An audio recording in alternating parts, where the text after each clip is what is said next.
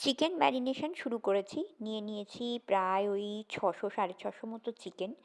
এর সঙ্গে আছে মানে ম্যারিনেশনের জন্য দিচ্ছি খানিকটা নুন, হলুদ গুঁড়ো, গোলমরিচের গুঁড়ো, শুকনো লঙ্কা মানে লঙ্কা গুঁড়ো যেটা হয় আর কি, মানে ঝাল লঙ্কার গুঁড়ো সেটা।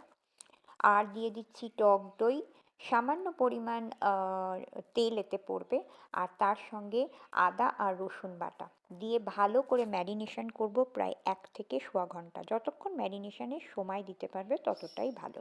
আর এদিকে আমি একটু কাশ্মীরি রেড চিলি পাউডার, ধনে গুঁড়ো আর জিরে গুঁড়ো এই ৩টেকে একটু গরম জলে ভিজিয়ে নিয়েছি। এবার এটার একটা পেস্ট তৈরি করে রেখে দেবো, মানে ভিজিয়ে নেব আর কি। টমেটো বেটে নিয়েছি, প্রায় 2টো মিডিয়াম সাইজের টমেটো দিয়েছি।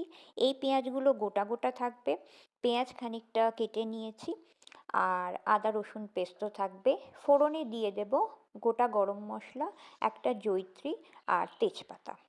এবার সাদা তেল দিয়ে দিলাম, সামান্য একটু নুন দেব, দিয়ে এর মধ্যে এই ছোট ছোট যে পেঁয়াজগুলো আছে সেইগুলোকে একটু নাড়াচাড়া করে নেব। দুবার পেঁয়াজ ব্যবহার হয়, বুঝতেই পারছো বানাচ্ছি একটু চিকেন দো পেঁয়াজা। তো এই গোটা পেঁয়াজগুলোকে তুলে নিয়েছি। এইবার পেঁয়াজটাকে ভাজা ভাজা করে নিলাম, আর তার সঙ্গে আদা রসুন পেস্টটাকেও ভালো করে ভাজা ভাজা করে নিচ্ছি। এর মধ্যে দিয়ে দিচ্ছি টমেটো বাটা, টমেটো বাটাটাকেও ভালো করে নাড়িয়ে চাড়িয়ে নেব। আর তারপরে দিয়ে দেব যে মশলাটা তৈরি করে রেখেছিলাম গরম জলে ভিজিয়ে সেটা। ফোড়নটাকে আমি আলাদা কড়াইতে একটু নাড়াচাড়া করে নিয়েছি। ফোড়ন থেকে গন্ধ ছেড়ে গেছে। এইবার যথারীতি মশলাটাও রেডি হয়ে গেছে। এর মধ্যে আমি ফোড়নটাকে ঢেলে দেব, নাড়াচাড়া করে নেব, ব্যাস মশলা রেডি। এইবারে যে চিকেনটা ম্যারিনেশন করে রেখেছিলাম সেই চিকেনটাকে এর মধ্যে দিয়ে দেব। এইবার ভালো করে চিকেনটাকে কষাবো, ৩বার ৪বার ঢাকা খুলবো, খুলে ভালো করে কষিয়ে নেব। চিকেন থেকেই কিন্তু জল ছাড়বে, সেটাতেই চিকেনটা ভালো রকম সিদ্ধ হয়ে যাবে। আর এটাতে কিছু করার নেই। দেখছো চিকেন প্রায় অনেকটাই সিদ্ধ হয়ে গেছে।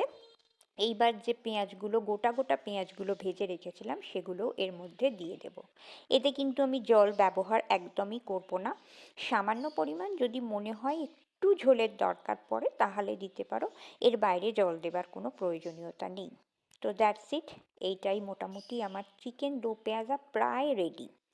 আর নামানোর আগে অবশ্যই কিন্তু একটু ঘি দেবে। গোটা গরম মশলা যেহেতু ফোড়নে পড়ে সেহেতু আমি আর এটাতে গুঁড়ো গরম মশলা দিই না। জাস্ট নামানোর আগে ঘিটাও দিই। আর দেখতেই পাচ্ছ সুন্দরভাবে পেঁয়াজগুলোও সিদ্ধ হয়ে গেছে। তো চলো, গরম গরম দো পেঁয়াজা কিন্তু আমার রেডি। আর জানিও অবশ্যই রেসিপিটা কেমন লাগলো।